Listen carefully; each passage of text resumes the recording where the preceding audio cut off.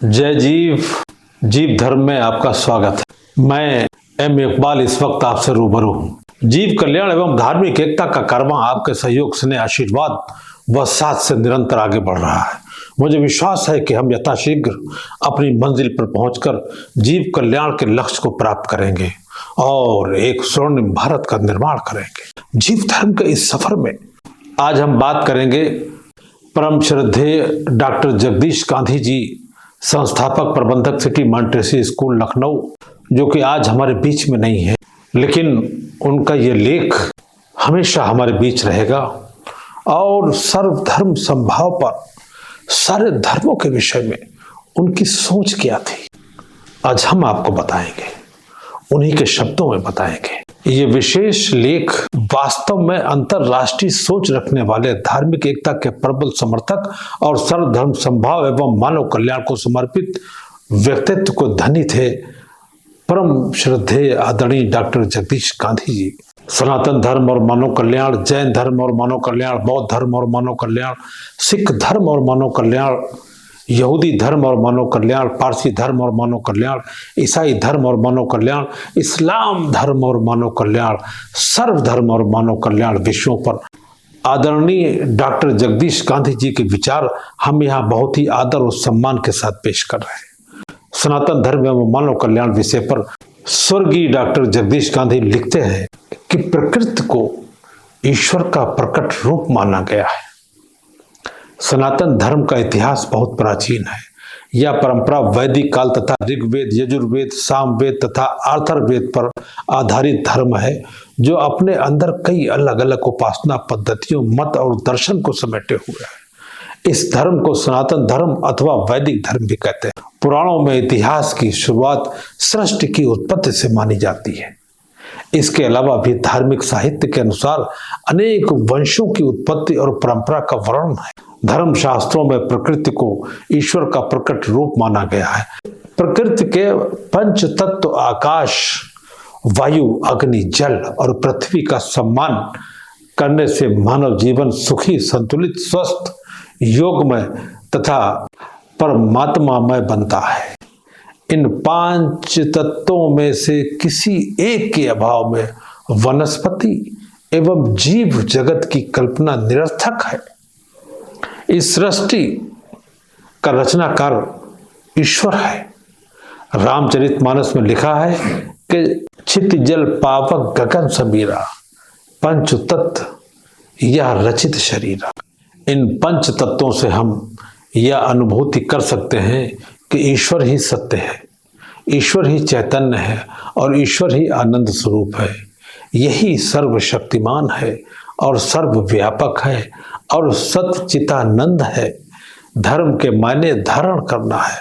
परमात्मा ने सारी सृष्टि और संसार को धारण किया हुआ है। परमात्मा का अंश मानव शरीर में वास करने वाली आत्मा के रूप में है, इसलिए आत्मा अजर अमर है। धर्म शाश्वत है। विषय पर श्रद्धेय डॉक्टर जगदीश कांधी ने हमें लिखा कि सनातन धर्म की मान्यता के अनुसार धरती के प्रथम मानव का नाम मनु तथा प्रथम स्त्री का नाम शतरूपा था। परमात्मा ने इस सृष्टि के प्रथम प्राणी मनु एवं शतरूपा के धर्म कर्तव्य को निर्धारित करते हुए आज्ञा दी, मनु एवं शतरूपा, तुम्हारा धर्म या कर्तव्य होगा मेरी आज्ञाओं को जानना तथा उन पर चलना, और जो व्यक्ति मेरी आज्ञाओं को पवित्र मन से भली भांति जानकर उन पर चलेंगे उनका मैं कल्याण करूंगा, अन्यथा उनका विनाश करूंगा। परमात्मा ने इस सृष्टि के प्रथम प्राणी मनु एवं शतरूपा को बताया कि मेरे और तुम्हारे दोनों के धर्म अर्थात कर्तव्य शाश्वत तथा अपरिवर्तनीय होंगे और कभी भी सृष्टि के अनंत काल तक न तो मेरे धर्म में कोई परिवर्तन होगा और न ही तुम्हारे धर्म में कोई परिवर्तन होगा। मेरा और तुम्हारा दोनों का धर्म अर्थात कर्तव्य एक ही है और वो है बिना किसी भेदभाव के संपूर्ण मानव जाति की सेवा और कल्याण करना। युगावतार अपने युग की समस्याओं का समाधान मानव जाति को देते हैं विषय पर श्रद्धेय डॉक्टर जगदीश गांधी लिखते हैं कि रामायण में कहा गया है कि जब जब हो ही धर्म की हानि, बाढ़े असुर अधर्म अभिमानी, तब तब धरि प्रभु विविध शरीरा, हरहि कृपा निधि सज्जन पीरा। अर्थात जब जब इस धरती पर अधर्म बढ़ता है तथा असुर अधर्मी एवं अहंकारियों के अत्याचार अत्यधिक बढ़ जाते हैं, तब तब ईश्वर नए नए रूप धारण कर मानवता का उद्धार करने एवं उन्हें सच्चा मार्ग दिखाने आते हैं। इसी प्रकार महाभारत में परमात्मा की ओर से वचन दिया गया है कि यदा यदा ही धर्मस्य ग्लानिर्भवति भारत अभ्युत्थानम धर्मस्य तदात्मानम सृजाम्यहम् परित्राणाय साधूनां विनाशाय च दुष्कृताम धर्म संस्थापनार्थाय संभवामि युग युग। अर्थात धर्म की रक्षा के लिए मैं युग युग में अपने को सृजित करता हूँ, सज्जनों का कल्याण करता हूँ तथा दुष्टों का विनाश करता हूँ, धर्म की संस्थापना करता हूँ। अर्थात एक बार संस्थापित धर्म की शिक्षाओं को पुनः तरोताजा करता हूँ। अर्थात जब से यह सृष्टि बनी है तब से धर्म की स्थापना एक बार हुई है, धर्म की स्थापना बार बार नहीं होती है। रामायण में धर्म के बारे में बताया गया है कि परहित सरिस धर्म नहीं भाई, पर पीड़ा सम नहीं अधमाई। अर्थात इस संसार में जितने भी धर्म हैं उन सबसे ऊंचा धर्म है परहित करना। दूसरों का हित करने से बड़ा और कोई भी धर्म इस संसार में नहीं है तथा दूसरों को दुख पहुंचाने के समान कोई अधर्म भी नहीं है। सभी धर्मों में मुख्य रूप से व्यक्तिगत त्याग करके परहित करने की शिक्षा दी गई तथा दूसरों को किसी भी प्रकार की पीड़ा देने को अधर्म बताया गया। सनातन धर्म के अनुसार मन, वाणी और शरीर से किसी को सताए नहीं, वही काम करे जिससे सभी प्राणियों को प्रसन्नता प्राप्त हो और सबका भला हो। रामचरितमानस में संत तुलसीदास जी कहते हैं, सोई जानहि जाहि दे जनाई, जानत तुम्हें तुम्हें हो जाई। अर्थात वही जान पाता है जिसे प्रभु जनवा दे और जानने के बाद वह प्रभुमय हो जाता है। सारी सृष्टि की भलाई ही हमारा धर्म है कि भगवान कृष्ण से उनके शिष्य अर्जुन ने पूछा कि आपका धर्म क्या है। भगवान कृष्ण ने अपने शिष्य अर्जुन को बताया कि मैं सारी सृष्टि का सृजनहार हूं, इसीलिए मैं सारी सृष्टि से एवं सृष्टि के सभी प्राणी मात्र से बिना किसी भेदभाव के प्रेम करता हूं। इस प्रकार मेरा धर्म अर्थात कर्तव्य सारी सृष्टि और उसमें रहने वाली मानव जाति की भलाई करना है। इसके बाद अर्जुन ने भगवान श्री कृष्ण से पूछा कि भगवान मेरा धर्म क्या है। भगवान श्री कृष्ण ने अर्जुन से कहा कि तुम मेरी आत्मा के पुत्र हो, इसलिए मेरा जो धर्म अर्थात कर्तव्य है वही तुम्हारा धर्म अर्थात कर्तव्य है। अतः सारी मानव जाति की भलाई करना ही तुम्हारा भी धर्म अर्थात कर्तव्य है। इस प्रकार भगवान श्री कृष्ण ने बताया कि इस प्रकार तेरा और मेरा दोनों का धर्म अर्थात कर्तव्य सारी सृष्टि की भलाई करना ही है। इस ग्लोब को परमात्मा ने बनाया है, इसलिए यह सारी धरती अपनी है तथा इसमें रहने वाली समस्त मानव जाति भी एक परिवार है। यह सृष्टि पूरी की पूरी अपनी है, पराई नहीं है। ये मानव जन्म हमें आत्मा के विकास के लिए मिला है। डॉक्टर गांधी लिखते हैं कि वैदिक शास्त्रों के अनुसार परमात्मा ने दो प्रकार की योनियां बनाई हैं। पहली मनुष्य योनि एवं दूसरी पशु योनि। 84 लाख विचार रहित पशु योनियों में जन्म लेने के पश्चात ही परमात्मा कृपा और दया करके मनुष्य को विचारवान मानव की योनि देता है।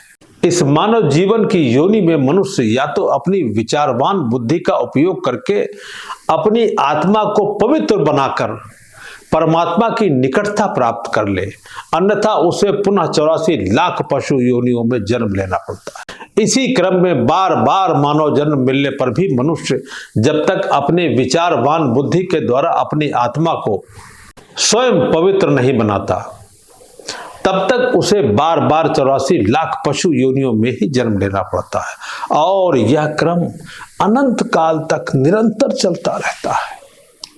केवल मनुष्य ही अपनी आत्मा का विकास कर सकता है। पशु योनि में आत्मा का विकास नहीं होता है। परमात्मा का वास मनुष्य के पवित्र हृदय में होता है। डॉक्टर गांधी लिखते हैं कि परमात्मा ने कहा कि मैं केवल आत्म तत्व हूं और मैं मनुष्य की सूक्ष्म आत्मा में ही रहता हूं, वहीं से इस सृष्टि का संचालन करता हूं। जबकि मेरी रचना अर्थात मनुष्य के हृदय में नंबर 1 आत्म तत्व होने के साथ ही साथ उसके पास नंबर 2 शरीर तत्व या भौतिक तत्व भी होता है। यह सारी सृष्टि और सृष्टि की सभी भौतिक वस्तुएं मैंने मनुष्य के लिए बनाई। बस मनुष्य का हृदय और आत्मा मैंने अपने रहने के लिए बनाई है। ऐसा न हो कि कहीं हमारे हृदय में उत्पन्न स्वार्थ का भेड़िया हमारी आत्मा को ही ना नष्ट कर डाले। रामायण की एक लाइन में सीख है कि सिया राम मैं सब जग जानी, अर्थात संसार के प्रत्येक व्यक्ति के प्रति मेरा राम सीता की तरह का श्रद्धा भाव हो। गीता का संदेश है कि न्यायार्थ अपने बंधु को भी दंड देना चाहिए। हमारे ऋषियों मुनियों को चारों वेदों का ज्ञान एक लाइन में है कि उदार चरिता नाम तो वसुधैव कुटुंबकम, अर्थात उदार चरित्र वाले के लिए यह वसुधा कुटुंब के समान है। समस्त प्राणी मात्र के हित में रत हो जाए। जैन धर्म पर डॉक्टर जगदीश गांधी ने इन शब्दों में प्रकाश डाला है कि जिसने अपने मन, वाणी तथा काया को जीत लिया वो जैनी है। भारत अनेक धर्मों का पवित्र ग्रह है। इन धर्मों ने मनुष्य जाति को जीवन जीने की सच्ची राह दिखलाई है। जैन धर्म भारत की पवित्र भूमि में जन्मा पवित्र धर्म और विश्वव्यापी दर्शन है। जैन कहते हैं उन्हें जो जिनके अनुयायी हो, जिन शब्द बना है जी धातु से, जी माने जीतना, जिन्होंने अपने मन को जीत लिया, अपनी वाणी को जीत लिया और अपनी काया को जीत लिया, वे हैं जिन। जैन धर्म अर्थात जिन भगवान का धर्म। जैन धर्म का अर्थ है जिनका प्रवर्तित धर्म। महावीर 24वें तथा अंतिम तीर्थंकर हैं और उनके द्वारा प्रतिपादित जैन धर्म के स्वरूप का ही पालन आज उनके अनुयायियों द्वारा किया जाता है। महावीर स्वामी के अनेक नाम हैं। अरहत, जिन, वर्धमान, निरग्रथ, महावीर, अतिवीर आदि। इनके जिन नाम से ही आगे चलकर इस धर्म का नाम जैन धर्म पड़ा। जिन भगवान के अनुयायी जैन कहलाते हैं और उनकी मान्यता के अनुसार जैन धर्म अनादिकाल से चला आ रहा है और इसका प्रचार करने के लिए समय समय पर तीर्थंकरों का आविर्भाव होता रहता है। महावीर अपनी इंद्रियों को वश में करने के कारण जिन कहलाए एवं पराक्रम के कारण महावीर के नाम से विख्यात हुए। जैन धर्म की मुख्य शिक्षा है। डॉक्टर गांधी लिखते हैं कि जैन धर्म ने भारतीय सभ्यता और संस्कृति के विभिन्न पक्षों को बहुत प्रभावित किया है। दर्शन, कला और साहित्य के क्षेत्र में जैन धर्म का महत्वपूर्ण योगदान है। जैन धर्म में वैज्ञानिक तर्कों के साथ अपने सिद्धांतों को जन जन तक पहुंचाने का प्रयास किया गया है। अहिंसा का सिद्धांत जैन धर्म की मुख्य देन है। जैन धर्म में पशु, पक्षी तथा पेड़ पौधे तक की हत्या न करने का अनुरोध किया गया है। अहिंसा की शिक्षा से ही समस्त देश में दया को ही धर्म प्रधान अंक माना गया है। जैन धर्म की मानवीय शिक्षाओं से प्रेरित होकर ही कई दानवीरों ने उपासना स्थलों, औषधालयों, विश्रामालयों एवं पाठशालाओं के निर्माण कराए। जैन धर्म में अहिंसा तथा कर्म की पवित्रता पर विशेष बल दिया गया है। उनका तीसरा मुख्य सिद्धांत अनेकांतवाद है, जिसके अनुसार दूसरों के दृष्टिकोण को भी ठीक ठाक समझकर ही पूर्ण सत्य के निकट पहुंचा जा सकता है। जीव या आत्मा का मूल स्वभाव शुद्ध बुद्ध तथा सच्चिदानंदमय है। महावीर स्वामी ने संसार को जियो और जीने दो का जो संदेश दिया है, उस पर डॉक्टर जगदीश गांधी प्रकाश डालते हुए लिखते हैं कि जैनों में 24 तीर्थंकर हैं। यथार्थ में जैन धर्म के तत्वों को संग्रह करके प्रकट करने वाले महावीर स्वामी ही हुए हैं। पंचशील सिद्धांत के प्रवर्तक एवं जैन धर्म के 24वें तीर्थंकर महावीर स्वामी अहिंसा के मूर्तिमान प्रतीक थे।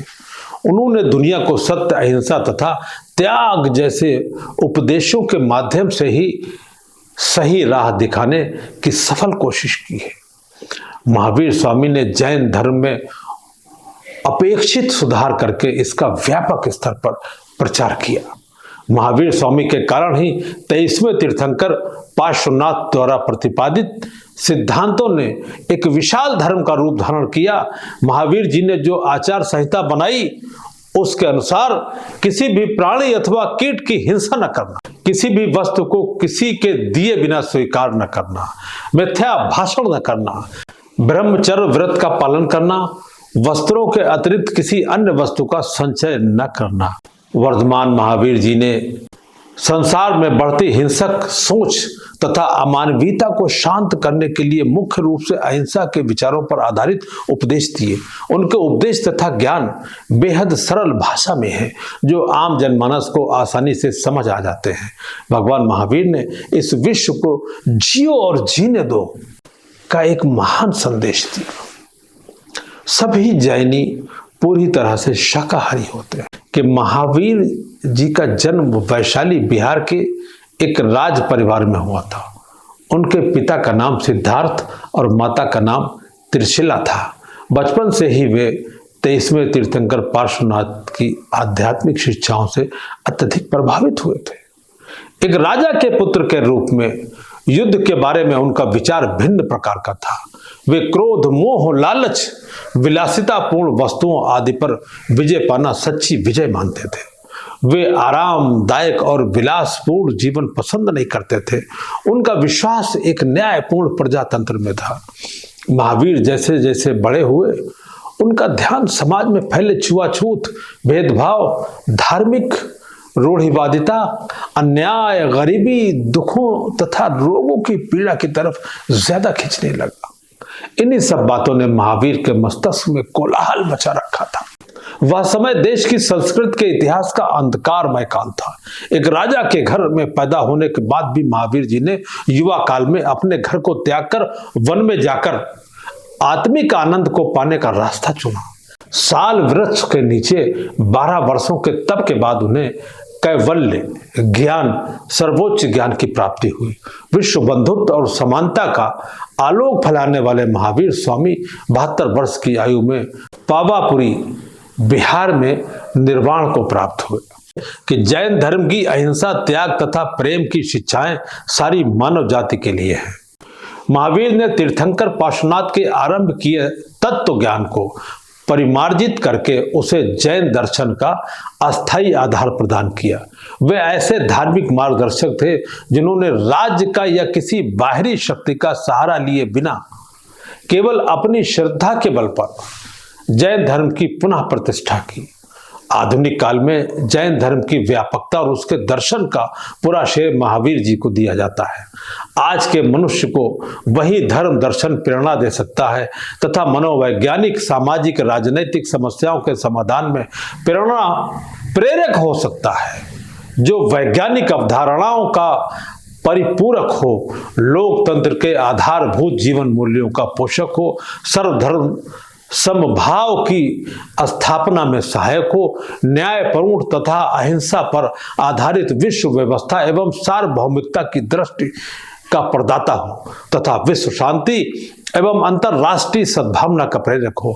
जैन धर्म की शिक्षाएं एक अहिंसक, त्यागपूर्ण तथा प्रेमपूर्ण विश्व व्यवस्था के निर्माण में महत्वपूर्ण योगदान दे रही है। बौद्ध धर्म एवं मानव कल्याण विषय पर श्रद्धेय डॉक्टर जगदीश गांधी लिखते हैं कि वैर से वैर कभी मिटता नहीं, अवैर मैत्री से ही वैर मिटता है।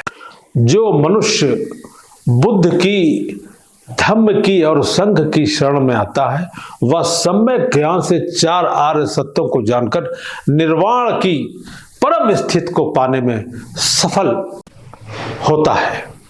ये 4 आर्य सत्य हैं। पहला दुख, दूसरा दुख का हेतु, तीसरा दुख से मुक्ति और चौथा दुख से मुक्ति की ओर ले जाने वाला अष्टांगिक मार्ग। इसी मार्ग की शरण लेने से मनुष्य का कल्याण होता है तथा वह सभी दुखों से छुटकारा पा जाता है। निर्वाण के माने हैं तृष्णाओं तथा वासनाओं का शांत हो जाना, साथ ही दुखों से सर्वथा छुटकारे का नाम है निर्वाण।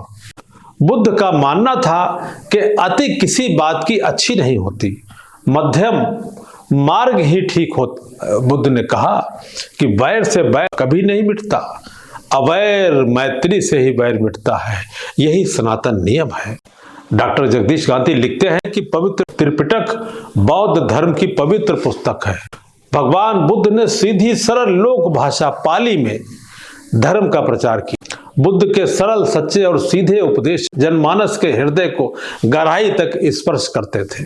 भगवान बुद्ध के उपदेशों को उनके शिष्यों ने कंठस्थ करके लिख लिया। वे उन उपदेशों को पेटियों में रखते थे, इसी से उनका नाम पिटक पड़ा।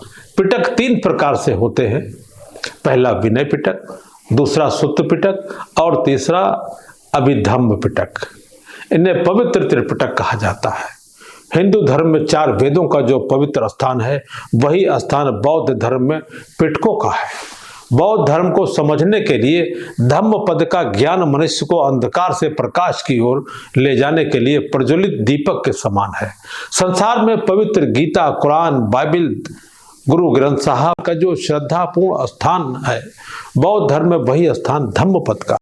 डॉक्टर जगदीश गांधी आगे लिखते हैं कि बुद्ध के मन में बचपन से ही द्वंद्व शुरू हो गया था। आज से करीब 2500 वर्ष पूर्व निपट भौतिकता बढ़ जाने के कारण मानव के मन में हिंसा का वेग काफी बढ़ गया था। इस कारण से मानव का जीवन दुखी होता चला जा रहा था।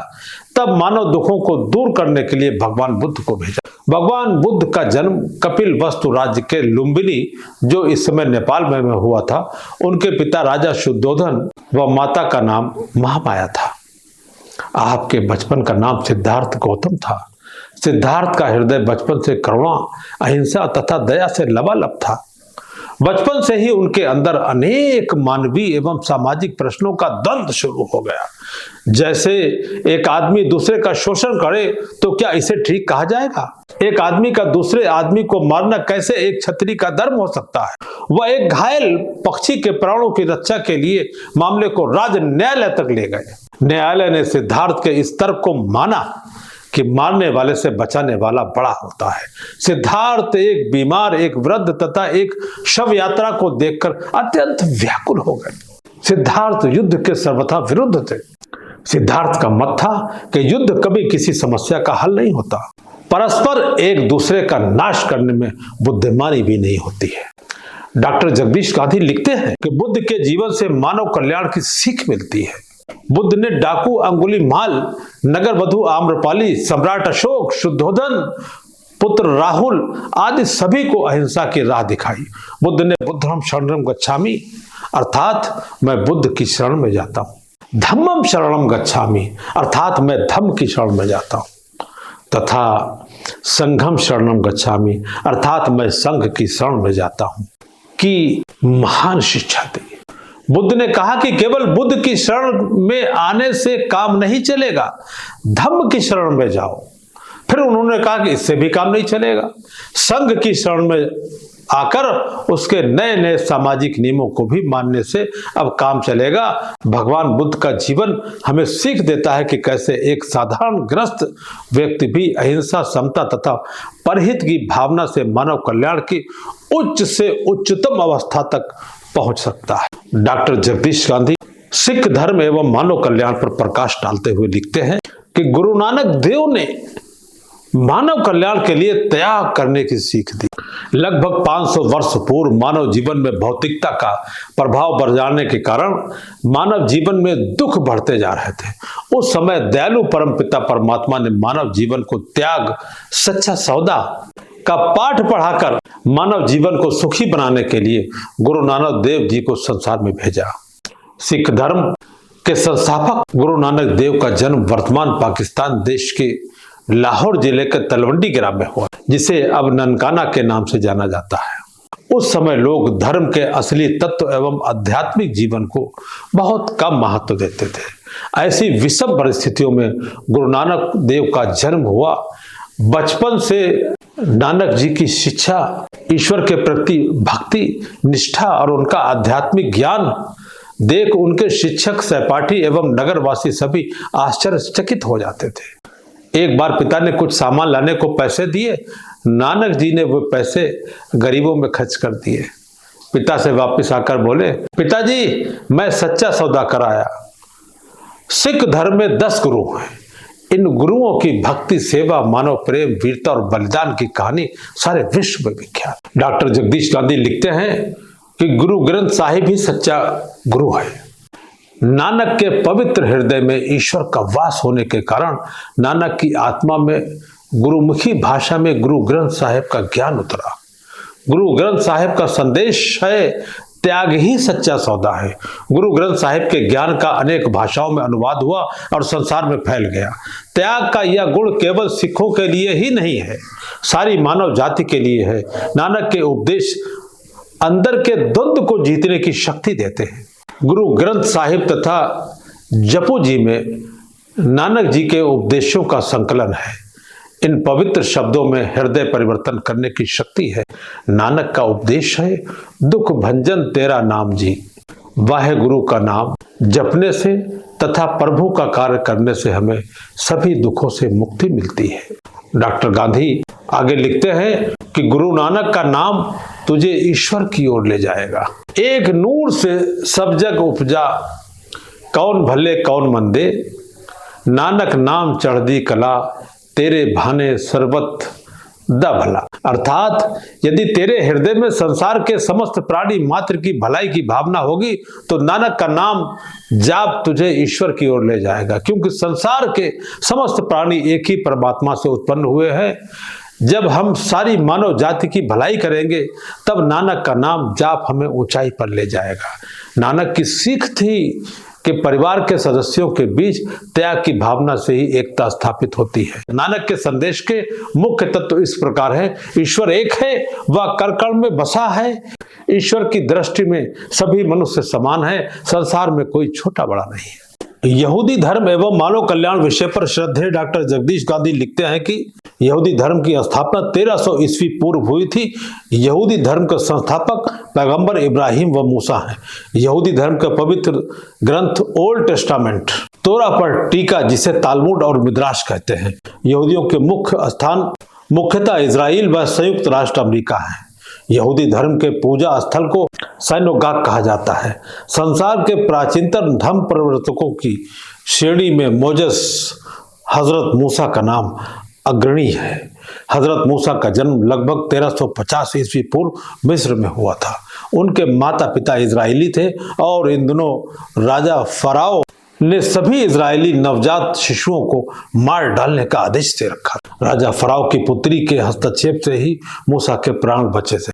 यहूदी धर्म के संस्थापक मूसा ईश्वरीय संदेश वाहक माने जाते हैं। सभी इब्राहिमी धर्मों में मूसा एक प्रमुख नबी, ईश्वरीय संदेश वाहक माने जाते हैं। खास तौर पर वो यहूदी धर्म के संस्थापक माने जाते हैं। मूसा ने धर्म तंत्र का गहन अध्ययन किया तथा बाइबिल में हजरत मूसा की कहानी दी गई है, जिसके मुताबिक मिस्र देश की सरकारी आज्ञा थी कि जो भी यहूदी बच्चा पैदा हो उसे पैदा होते ही मार दिया जाए। राजा को किसी ने कह दिया कि कोई इजरायली ही मिस्र का नाश करेगा। मिस्र के फराओ के जमाने में जन्मे मूसा यहूदी माता पिता की औलाद थे। इस कारण से बच्चे की मौत के डर से उनकी मां ने उसे एक टोकरी में सुरक्षित रखकर नील नदी में बहा दिया। राजा की पुत्री नील नदी में नहाने गई थी, उसने टोकरी में बहते बच्चे को बचा लिया। राजकुमारी उसे लेकर महल में आ गई। मूसा को फराओ की पत्नी ने पाला और मूसा एक मिस्री राजकुमार बना। बाद में मूसा को मालूम हुआ कि वो यहूदी हैं और उनका यहूदी राष्ट्र, जिसको फराओ ने गुलाम बना लिया था, अत्याचार सह रहा है। डॉक्टर जगदीश गांधी लिखते हैं कि मूसा ने यहूदियों को दास्ता से मुक्ति दिलाई। वे मिस्र में यहूदियों पर होने वाले अत्याचारों से अत्यंत दुखी थे। एक यहूदी की रक्षा करने के लिए मूसा डोवेमे के हाथों एक अत्याचारी मिस्री की हत्या हो गई थी। मूसा को राजा के अत्याचार बर्दाश्त न हुए। 40 साल की उम्र में वह राजमहल के सुख छोड़कर यहूदियों को गुलामी से मुक्ति का समाधान खोजने के लिए निकल पड़े। मूसा ने अपने समर्थकों को संगठित किया और मिस्र लौटकर राजा से बार बार प्रार्थना की कि उनके अनुयायियों के साथ उन्हें मिस्र छोड़कर इजराइल लौट जाने की अनुमति दी जाए, परंतु उनकी प्रार्थना स्वीकार नहीं की गई। ओल्ड टेस्टामेंट में लिखित कथा के अनुसार मिस्र पर तब एक के बाद एक 10 महाविपत्तियां आईं और उन्हें मूसा का अभिशाप समझकर मूसा को अपने अनुयायियों के साथ मिस्र देश छोड़ने की अनुमति दी गई। मूसा ने रक्त की एक बूंद भी बहाए बिना क्रांति कर डाली। 10 धर्मादेश यहूदी धर्म के प्रमुख स्तंभ हैं। मूसा अपने सभी लगभग 35 लाख अनुयायियों को लेकर मिस्र से फिलिस्तीन की ओर चल पड़े। रास्ते में भयानक सिनाई रेगिस्तान भी पार करना था। इस कठिन तथा अत्यंत ही कष्टदायी यात्रा में अनेक वर्ष लगे और मूसा यात्रा पूर्ण होने तक जीवित नहीं रहे। रास्ते में ही उन्होंने अपने अनुयायियों को श्रेष्ठ जीवन जीने संबंधी जीवनोपयोगी उपदेश दिए थे और ऐसा विश्वास किया जाता है कि ये निर्देश उनकी पवित्र आत्मा में सीधे परमपिता परमात्मा की ओर से अवतरित हुए। इन्हें ही 10 निर्देश 10 कमांडेंट्स कहते हैं, जो आज भी यहूदी धर्म का प्रमुख स्तंभ है। मूसा ने यहोवा के आदेशों के अनुसार दंड संहिता और व्यवस्था तैयार की, राष्ट्र के लिए विधान बना दिया। मूसा को जिस उद्देश्य से परमात्मा ने धरती पर भेजा था, उस उद्देश्य को पूरा करने में मूसा सफल हुए। डॉक्टर जगदीश गांधी लिखते हैं, परमपिता परमात्मा सर्वव्यापी है। यहूदी मान्यता है परमपिता परमात्मा जीव और जगत के रचयिता हैं। परमपिता परमात्मा एक है। परमपिता परमात्मा प्रेममय है। परमपिता परमात्मा करुणामय है। परमपिता परमात्मा सर्वव्यापी है। परमपिता परमात्मा निकट से निकट है। परमपिता परमात्मा सूर्य के प्रकाश की तरह स्पष्ट है। परमपिता परमात्मा का नाम है यहोवा। यहूदी प्रार्थना है, मैं यहोवा के नाम का प्रकाश करता हूँ। वह परमेश्वर महान है, पूर्ण न्यायी और सत्य है। वही तुम्हारा पिता है, उसी ने सबको बनाया है, वह अनंत है। उसी एक परम पिता परमात्मा की प्रार्थना करो, आमीन। हजरत मूसा द्वारा दिए गए 10 धर्मादेश इस प्रकार है। तुम यहोवा अर्थात एकमात्र परम पिता परमात्मा की ही स्तुति करोगे। तुम मेरी किसी तस्वीर या मूर्ति को नहीं पूजोगे, वरन मेरी शिक्षाओं के अनुकूल चलने को ही पूजा मानोगे। तुम अपने प्रभु भगवान का नाम अपने निजी स्वार्थ के लिए नहीं लोगे। सैबत का दिन याद रखना, उसे पवित्र रखना। हफ्ते के 7वें दिन को सैबत कहा जाता था, जो यहूदी मान्यता में आधुनिक सप्ताह का शनिवार का दिन है। अपने माता पिता का आदर करो। तुम किसी की हत्या तथा किसी भी प्रकार का अत्याचार नहीं करोगे। तुम किसी से नाजायज शारीरिक संबंध भी नहीं रखोगे। तुम चोरी नहीं करोगे। तुम झूठी गवाही नहीं दोगे। तुम दूसरों की चीजों को ईर्ष्या की दृष्टि से नहीं देखोगे। पारसी धर्म एवं मानव कल्याण विषय पर परम श्रद्धेय डॉक्टर जगदीश गांधी लिखते हैं कि इस सृष्टि का रचनाकार परम पिता परमात्मा एक है। प्राचीन फारस, आज का ईरान, जब पूर्वी यूरोप से मध्य एशिया तक फैला एक विशाल साम्राज्य था, तब पैगंबर जरतुस्त ने सृष्टि के एक परम पिता परमात्मा का संदेश देते हुए पारसी धर्म की नींव रखी। जरतुस्त का जन्म राज परिवार से संबंधित स्पितमा नामक कबीले में हुआ था। ऐसा कहा जाता है कि वे अपने जन्म के दिन से ही हंसे थे। बचपन में ही वे असाधारण प्रतिभा संपन्न थे। उस समय मजदयासनी धर्म विकृता अवस्था में था और अंधविश्वासों ने सच्चे ज्ञान का स्थान ले लिया था। इस स्थिति से दुखी जरतुस्त ने 15 वर्ष की अवस्था में ही वैराग्य ले लिया। 7 वर्ष जरतुस्त ने गंभीर मनन करते हुए दिव्य दृष्टि की लालसा से एकांतवास में बिताया। तब दिव्य दृष्टियों में से बहु महा सुविचार उनकी ध्यान अवस्था में प्रकट हुए और उनकी आत्मा का अहुर मस्त परम पिता परमात्मा से साक्षात्कार कराया। फारस के शहंशाह विश्तास्प के शासन काल में पैगंबर जरतुस्त ने दूर दूर तक भ्रमण कर अपने संदेश दिया। उस समय फारस में अनेक देवी देवताओं की पूजा की जाती थी। जरतुस्त के अनुसार परम पिता परमात्मा एक ही है। इस परम पिता परमात्मा को जरतुस्त ने अहुर मस्त कहा, अर्थात महान जीवन दाता, अहुरमस्त परम पिता परमात्मा कोई व्यक्ति नहीं बल्कि शुभ है, शक्ति है, ऊर्जा है। श्रद्धेय डॉक्टर जगदीश गांधी लिखते हैं कि बुराई पर सदैव अच्छाई की विजय होती है। पारसी धर्म के प्रवर्तक जरथुस्त्र की शिक्षाओं के अनुसार विश्व में अच्छी तथा बुरी दोनों शक्तियों के बीच निरंतर संघर्ष जारी है। इनमें एक अहुरमस्त परमपिता परमात्मा की आत्मा स्पेंता मैन्यू है, दूसरी दुष्ट आत्मा अंधरा मैन्यू है। इस दुष्ट आत्मा के नाश हेतु ही अहुरमस्त परमपिता परमात्मा ने अपनी 7 कृतियों यथा आकाश, जल, पृथ्वी, वनस्पति, पशु, मानव एवं अग्नि से इस भौतिक विश्व का सृजन किया। वे जानते थे कि अपनी विध्वंसकारी प्रकृति तथा अज्ञान के चलते अंधरा मैन्यू दुष्ट आत्मा इस विश्व पर हमला करेगी और इसमें अव्यवस्था, असत्य, दुख, क्रूरता, रुग्णता एवं मृत्यु का प्रवेश करा देगी। पारसी धर्म के 3 स्तंभ हैं, पवित्र विचार, पवित्र वाणी और पवित्र कार्य। पारसी धर्म में इन बातों पर जोर दिया गया है। पवित्रता, न्याय, संयम, स्वावलंबन, अपने पैरों पर खड़े होना, पशुओं की रक्षा, दया, दान करना, शिक्षा फैलाना, गरीबों की सेवा करना। श्रद्धेय डॉक्टर जगदीश गांधी लिखते हैं कि पारसी धर्म का पवित्र धर्म ग्रंथ किताबे अवेस्ता है। असंख्य व्यक्तियों को ज्ञान का प्रकाश दिखाने वाले जरथुस्त्र पारसी धर्म के प्रवर्तक थे। उन्होंने राजपाट छोड़कर सत्य की खोज में अपना जीवन अर्पित किया। आपको तपस्या द्वारा आत्मज्ञान प्राप्त हुआ जिसे उन्होंने उपदेशों के माध्यम से दूसरों तक पहुंचाया। जरथुस्त्र करुणा, प्रेम और सहिष्णुता के संदेशवाहक और बड़ी बड़ी कठिनाइयां तथा अवरोधों को वह सहकर भी अपने पथ से विचलित नहीं हुए। उन्होंने लोगों को नास्तिकता और अंधविश्वास से उबारकर सच्चे ज्ञान का आलोक दिया। पारसी मत का निष्कर्ष है अश अर्थात सदाचार और उसके उदात्त नियमों का पालन ही सच्चे पारसी का धर्म। अश सभी प्रकार की पवित्रता, सहनशीलता, सत्यशीलता, परोपकार, अनुशासन तथा व्यवस्था का प्रतीक है। वो महा अर्थात सुविचार ही जरथुस्त्र के मत का सार तत्व है। पारसी धर्म ग्रंथ का नाम किताबे अवेस्ता है, जिसमें भजनों के रूप में जरथुस्त्र को परमपिता परमात्मा की ओर से आया दिव्य ज्ञान संग्रहित है।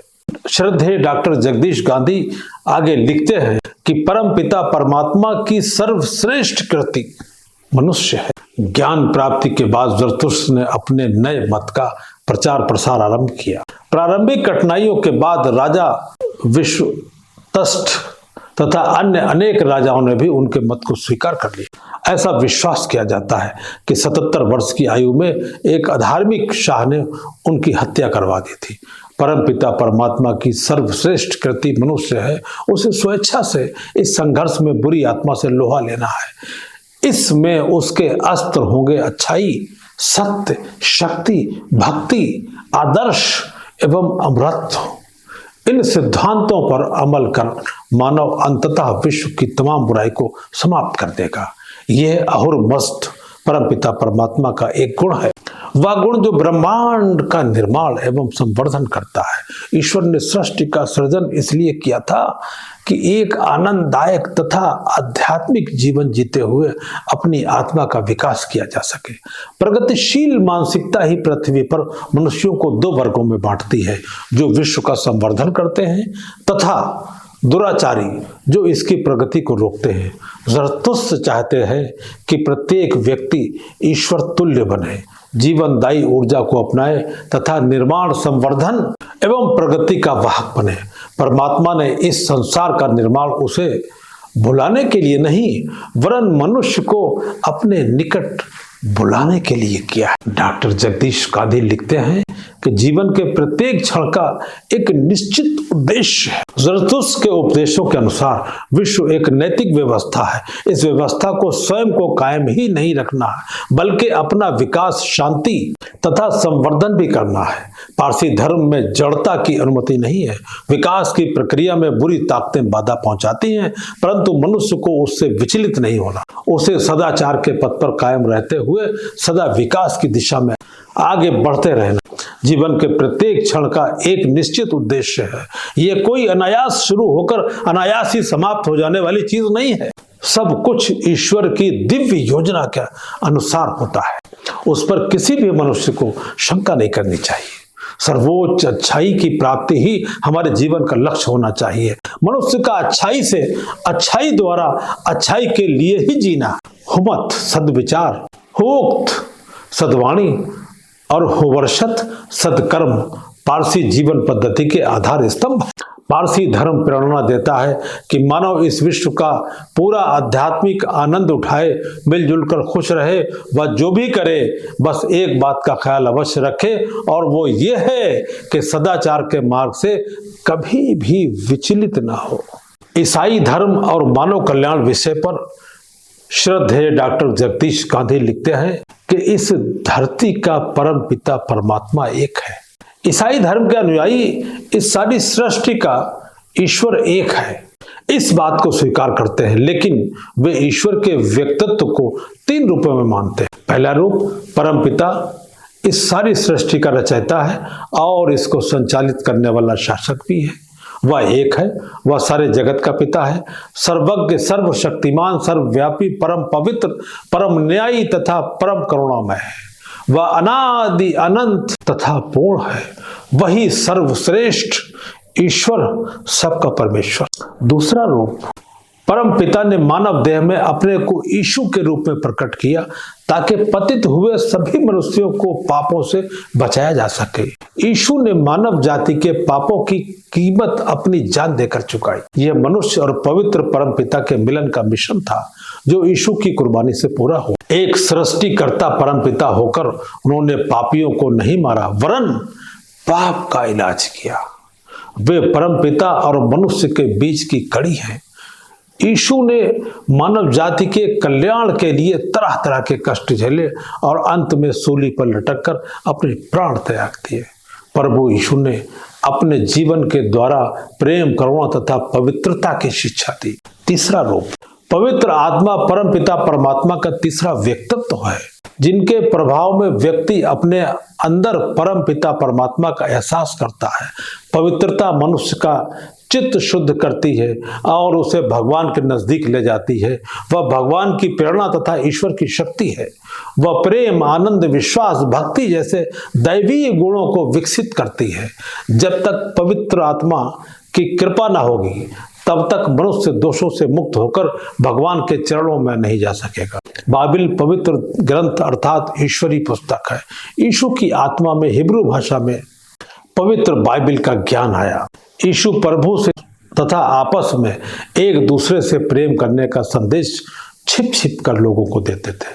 यीशु ने कहा, धरती का साम्राज्य उसका होगा जो दयालु होंगे तथा दूसरों पर करुणा करेंगे। बाइबिल के ज्ञान का अनेक भाषाओं में अनुवाद हुआ और संसार भर में फैल गया।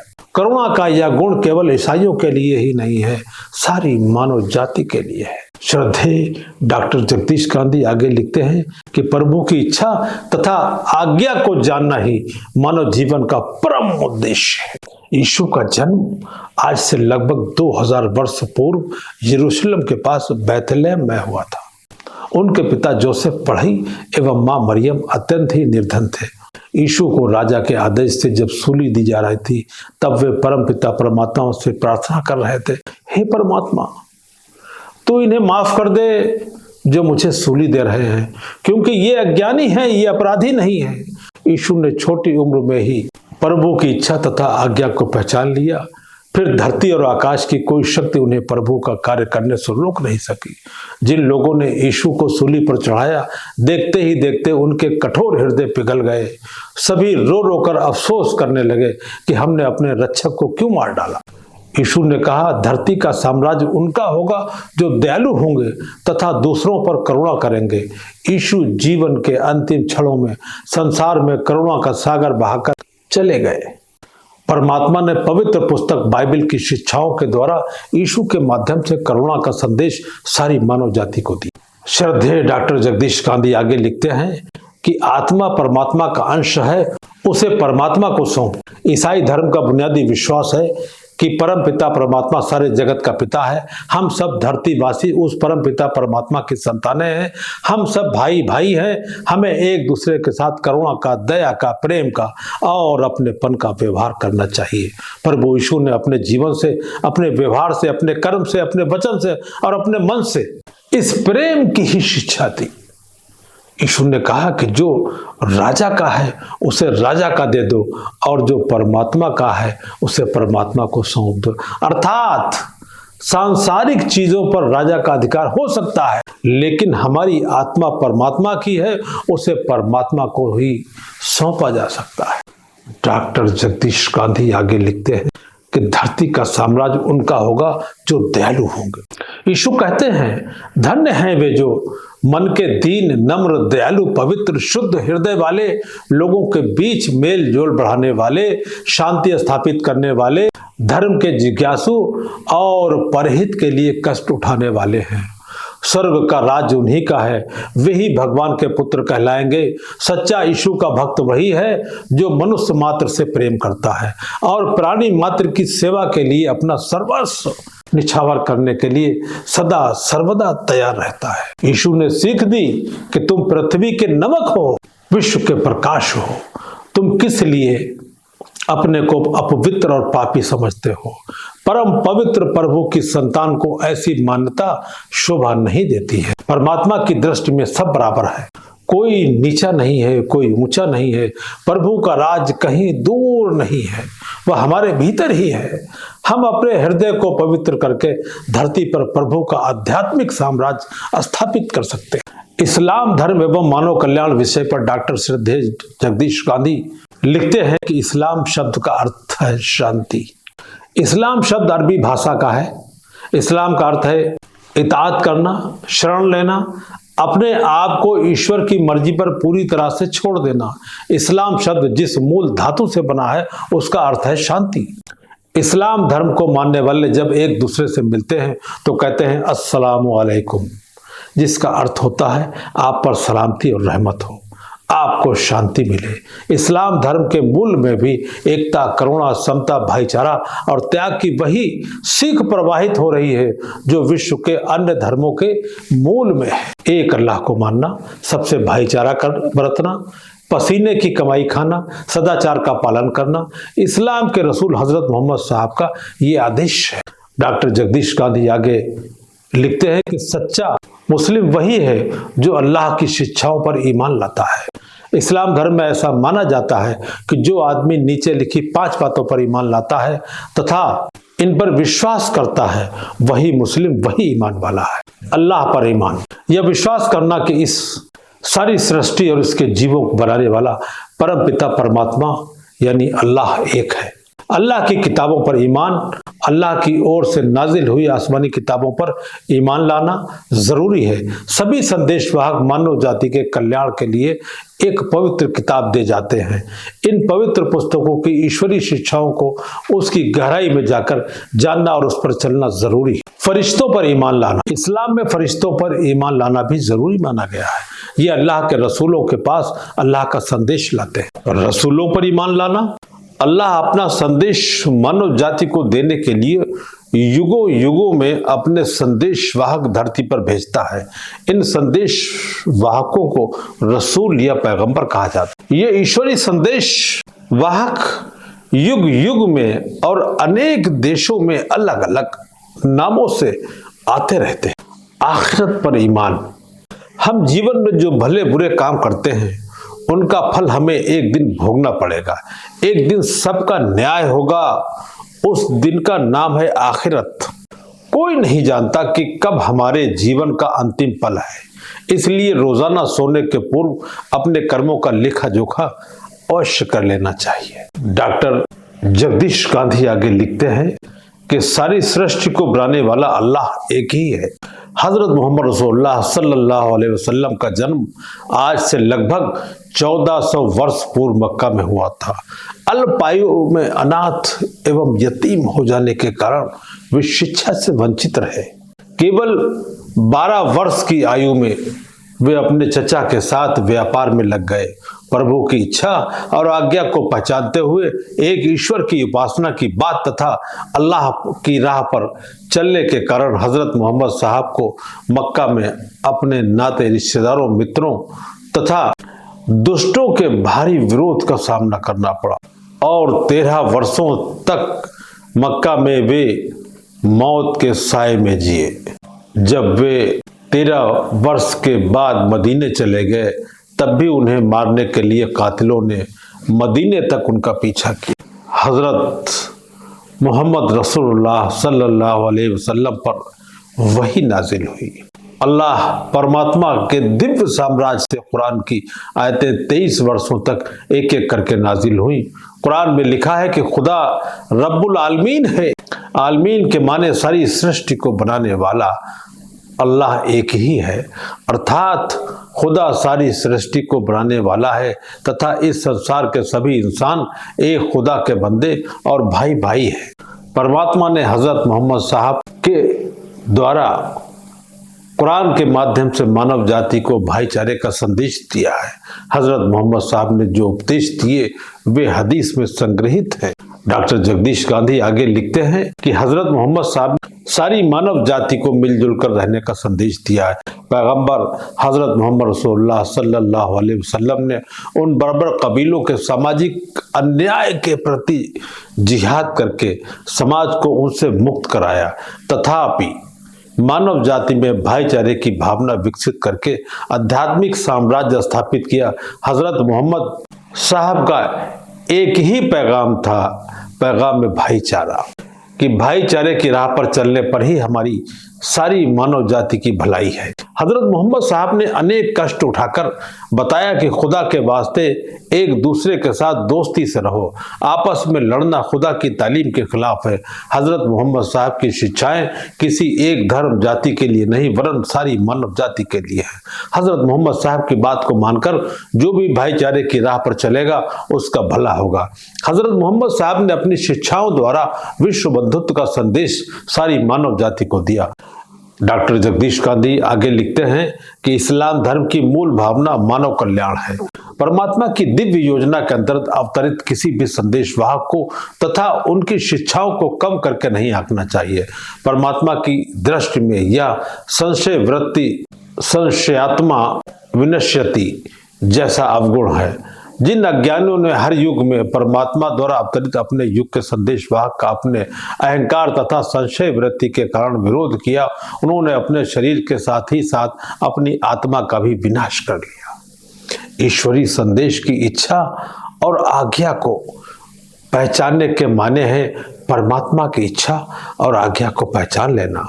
21वीं सदी में भौतिक, सामाजिक तथा आध्यात्मिक दृष्टि से सफल होने के लिए हमें इस युग का ज्ञान तथा इस युग की बुद्धिमत्ता चाहिए।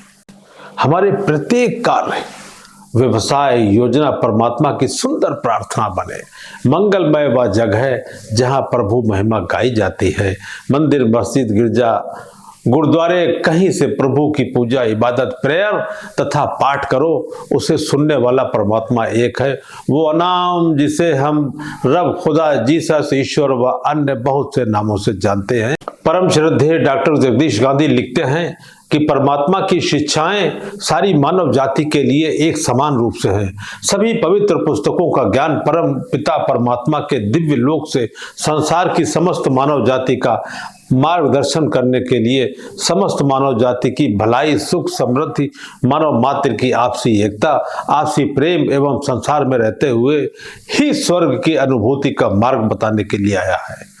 इन सभी पवित्र ग्रंथों में सत्य, अहिंसा, दया, करुणा, न्याय, त्याग, मर्यादा, समता, भाईचारा, एकता, तन मन की सफाई, चरित्र का बल आदि गुणों को अपनाने की बात कही गई है। परमात्मा कभी भी अपनी संतानों के बीच में किसी भी प्रकार का भेदभाव नहीं करता, इसलिए उसकी सभी शिक्षाएं किसी एक धर्म विशेष, जाति विशेष, भाषा विशेष एवं स्थान के विशेष लोगों के लिए नहीं बल्कि सारी मानव जाति के लिए समान रूप से होती है। उनका जो काम है वो अहले सियासत जाने, उनका जो काम है वो अहले सियासत जाने। मेरा पैगाम है मोहब्बत है जहां तक पहुंचे। मजहब नहीं सिखाता आपस में बैर रखना, मजहब नहीं सिखाता आपस में बैर रखना। हिंदी है हम वतन है, हिंदुस्तान हमारा सारे जहां से अच्छा, हिंदुस्तान हमारा, हिंदुस्तान हमारा, हिंदुस्तान हमारा। जीव धर्म सभी धर्मों की धार्मिक एकता, मानव कल्याण, निस्वार्थ सेवा एवं स्वर्णिम भारत के निर्माण के लिए प्रतिबद्ध है। जीव धर्म धर्मों का विश्लेषण, जातिगत टिप्पणी एवं किसी भी राजनीतिक दल अथवा राजनेता पर किसी भी प्रकार की टिप्पणी नहीं करता है। जीव धर्म सभी धर्मों, सभी जातियों, सभी वर्गों, सभी भाषाओं, सभी क्षेत्रों के लोगों के कल्याण का लक्ष्य रखता है कि ये चैनल हमारे आपके बीच में हम दोनों को मिलाने के लिए, हमारा संदेश आप तक और आपकी भावनाएं हम तक पहुंचाने का माध्यम है। इसलिए इस चैनल को सबसे पहले लाइक, शेयर, सब्सक्राइब करिए और घंटी वाला बटन दबाइए, क्योंकि ये संदेश आप तक और आपके माध्यम से दूसरों तक अविलंब पहुंचे। बहुत बहुत धन्यवाद, बहुत बहुत आभार।